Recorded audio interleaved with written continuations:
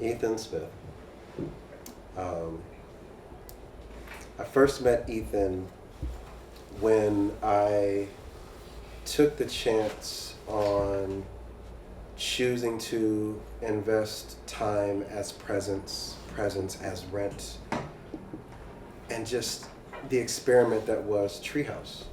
And it was a beautiful concept that was beautifully rendered and executed in Hollywood on the idea of co-living, and made that jump deep in the middle of the pandemic. Like, it was like you're moving in July of the pandemic. Like, I was just over here protesting. Like, this was an interesting, charged time. And I remember coming across Ethan in one of the common areas, this gentle giant of a man, and he was sitting in a corner singing like he was about to win American Idol. Like, most beautiful voice you've never heard.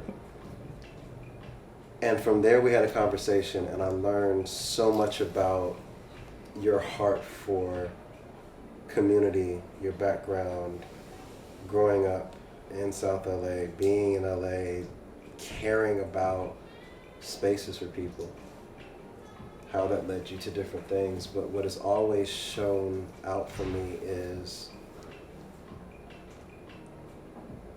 the way you've taken on as a duty things that some people would just blow past, whether it's operations in a structured, corporate environment, engineering, or taking care of your nephews, and just adopting every single one of those things and fully embodying it. And then it's just like, what does Ethan want to do?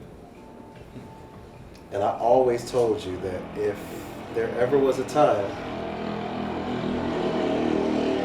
that you wanted to explore what that looked like, that I would love to walk with you on that. And who knew we would have ended up here? I didn't. Who knew we would have ended up here? I did not. VENE. It's a home for creative professionals to convene in a space with resources built to strengthen business operation and bonds of community by providing operational frameworks and protocols for creative entrepreneurs who want to ensure that their infrastructure is as strong as their aesthetic. I thought you was going to be a coach. So how do we get to this place called VENE, of highly optimized material emotionality, of a place that just feels really good to get your business operations and shit straight? How do we get to something that feels like this? Because you could have been in aerospace. Yeah. It was an interest. So there have been a couple of pivotal things or messages really that have just resonated with me throughout life. I'll start with college, graduating from engineering school, and really being tapped out. This ain't it. I put in 4 years. I got the degree, mama. You ain't have to pay $1 for me to go here. I'm good. But in talking to a professor and expressing this, and the professor said, well, if there's one thing you can do that can carry you forward, if you never touch engineering in your life, it's you know how to solve problems. And it has been something that has been just pervasive throughout my life, problem solving. And I found myself one day sitting and thinking, why is it that I continue to insert myself in everyone else's dreams and help them solve their problems? But then I shifted that thinking to say, well, what if it's not me inserting myself in their dreams? What if it's them? What if it's me actually operating in my dream and they're inserting their self in my dream? They're just not following the rules. Okay. Or the frameworks and protocols in place in order to get to where they want to get to. Yeah. Because at the end of the day, I believe we operate in one another's dreams, Mm. right? It's the sort of infrastructure of America and the world, quite frankly, of where we've gotten is everybody is operating in somebody else's dream, and it just depends on the level of risk we take, where we're able to see like how much of my dream am I actually going to allow to come alive in this space. I mean, that's a powerful thing. You can touch on that with the chair you're sitting in, the drink you're drinking, the cup you're drinking the drink out of, the computer, the camera, your watch. All of that was in somebody's head.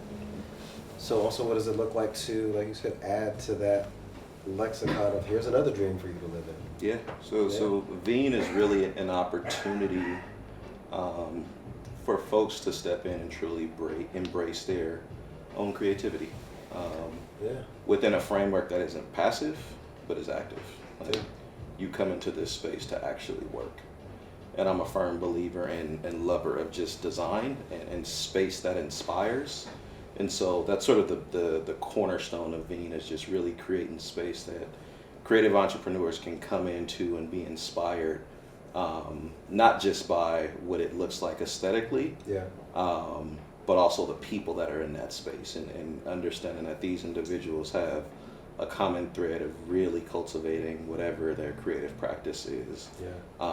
They just need structure and frameworks. And as an operator and somebody who's existed in a space that isn't necessarily visual but more process oriented, it's how do I insert my ability to coach, my ability to solve problems into spaces that people are inspired by. So it's almost like you walk into a classroom with white walls and you see kids not inspired to go to college. You walk into a classroom with college flags all over the place and stories of people who have done big things.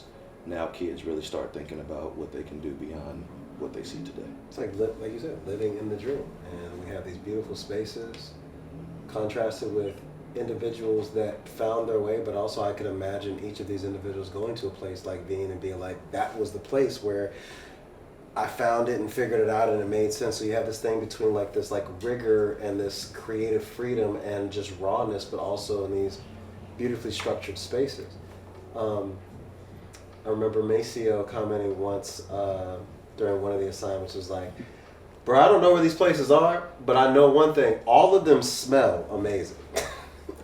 But the idea of like being able to see a space and know that every detail has been thought of, including the fragrance, the scent, what it smells like, whether it's Palo Santo or vanilla or leather or orange or whatever the case may be, but like there's a deep attention to the detail there, but it's also very clear who are the people that would benefit from a place like this.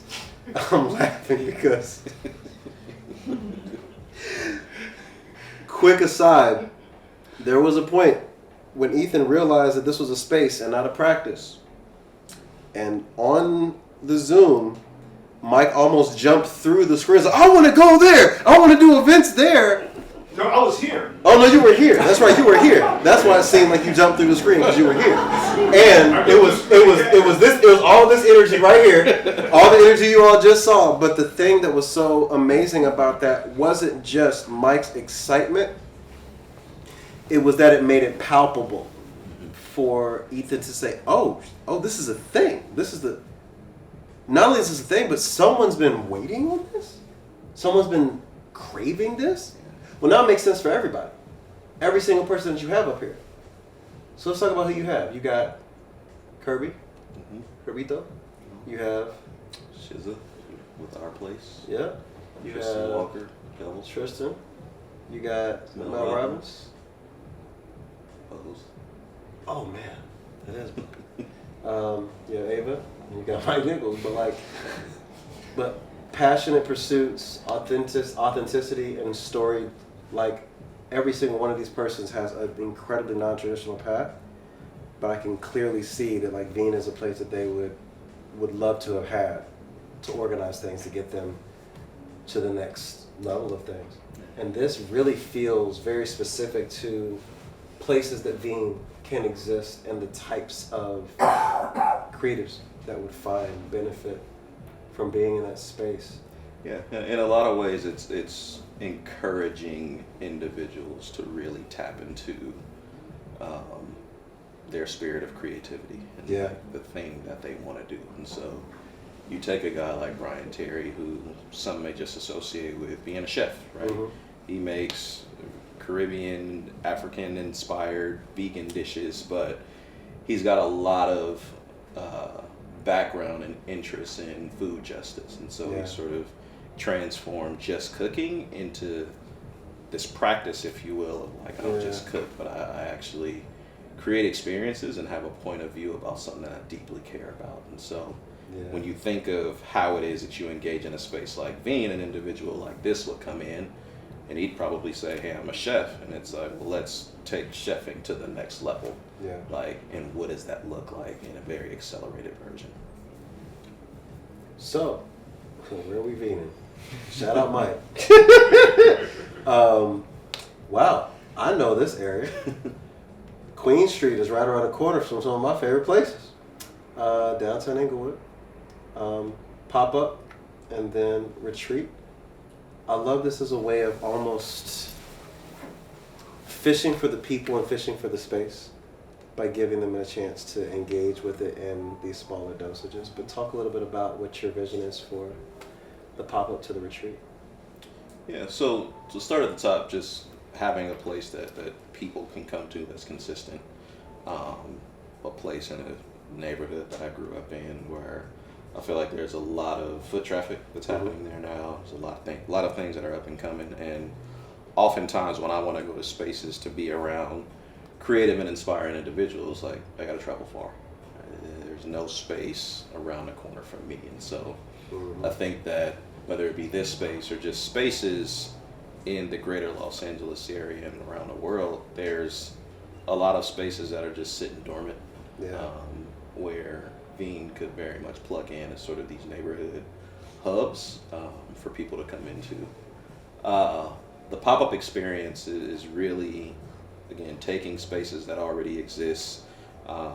Maybe there are enterprises that already exist out there and they just have too much space. And so how is it that we can sort of joint partner in different spaces to create a smaller version of VENE that's really specific to some of the service offerings that we have within that space. Right. And then VENE retreats are just a deeper dive into just immersing yourself in nature and somewhere that's different, that really allows you just to focus on whatever it is that you've been wanting to focus on. Yeah. Maybe the last decade or 20, 30 years of your life. It's taking you out of an environment that you're so used to, putting you in a different environment that's peaceful, that's calming, but allows you just to hone in on that focus. It's like leading with the hospitality and balancing it with the structure, but taking you out of the distraction. I love that. Membership, VENE intellectual property access, coaching for personal and professional development. I think that this makes a ton of sense. When we go into some contemporaries, again, there are proven business models that make sense for this. I'm assuming you're going to be somewhere, probably in like the Neuhaus second home membership tier. Yeah. Higher, lower, where are you thinking? Yeah, so I think sort of mid-tier to start, but that's just the entry point. Right? Yeah. Like I said earlier, VENE is more active than it is passive. A lot of these places are just passive engagement.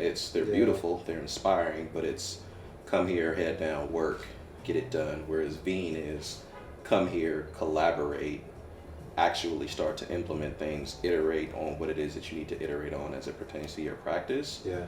And then let's actually incorporate that as an SOP, an operating procedure, into how you actually scale the thing that you're doing. Sure. I also love Summit being here because that speaks more to like the retreats and like the greater scale of things.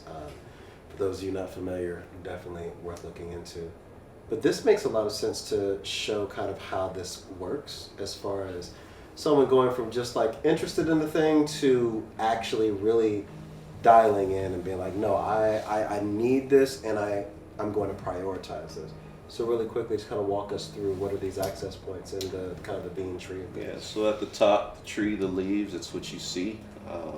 Seems cool, seems like something I may be interested in.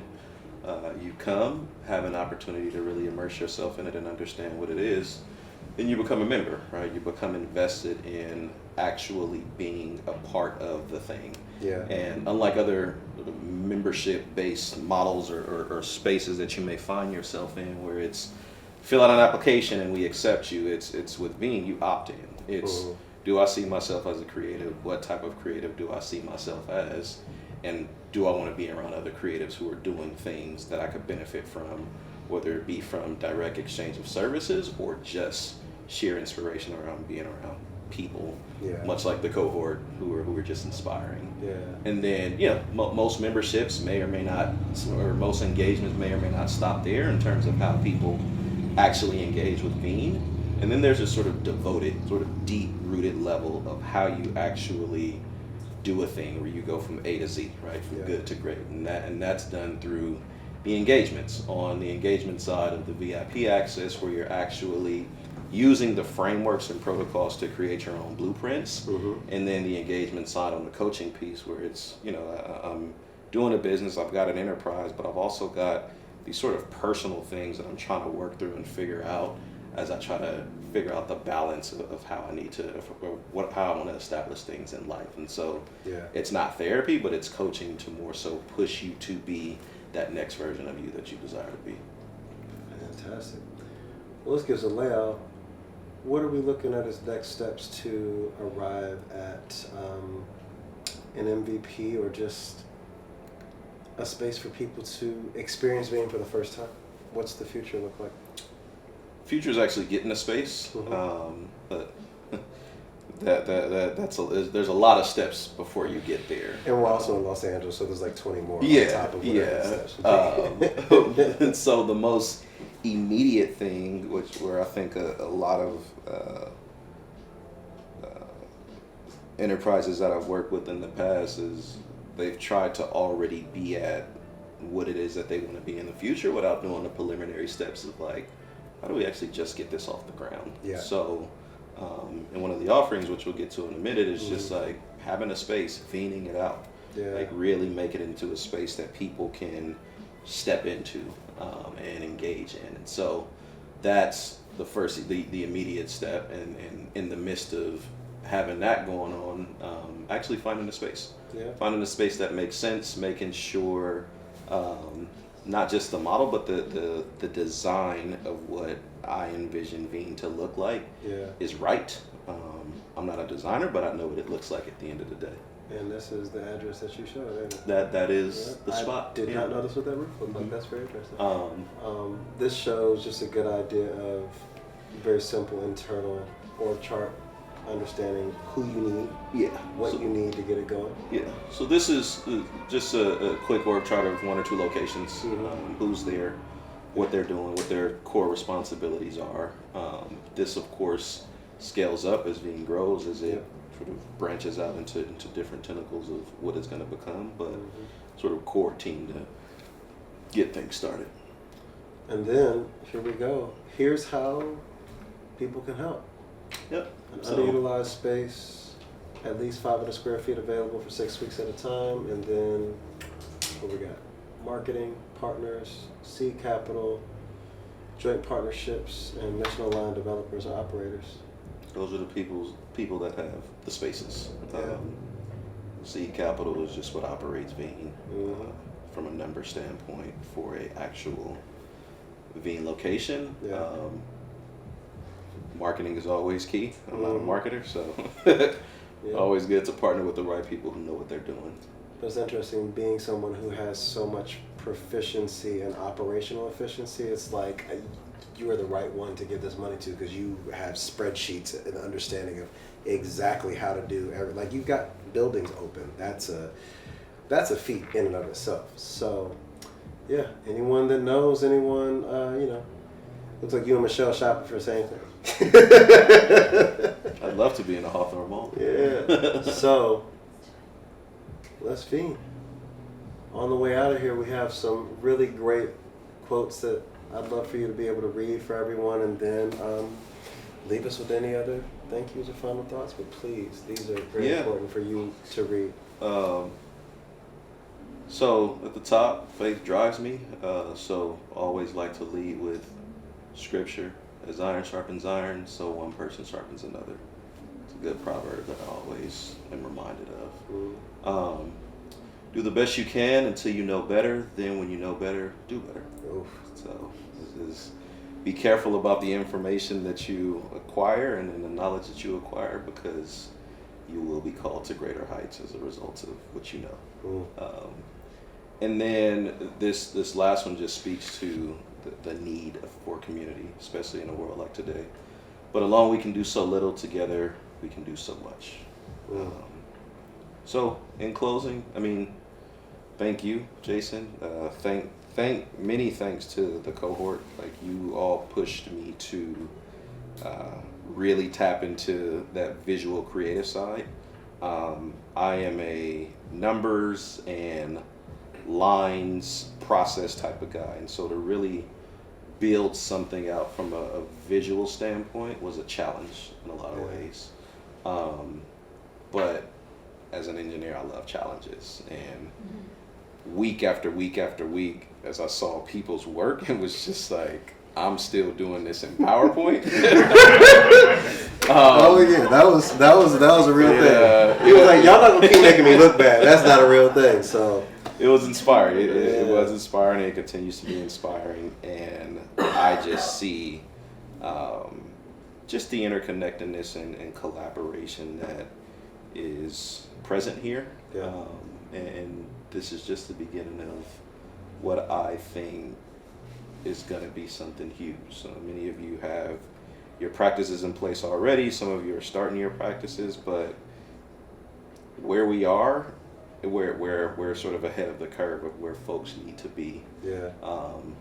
Industrial age is over, and the automation is real, and outsourcing is real, and so we can't get comfortable with just finding ourselves just immersed in the 9-to-5 jobs that pay the bills. It's take some time to really tap into what it is that you're meant to tap into, and that's a message to myself as much as it is to everybody else. So I'm glad you found something to tap into so that us and Mike can go. Thank you, and we look forward to walking in the VENE soon. Cool. Ethan Smith, everybody.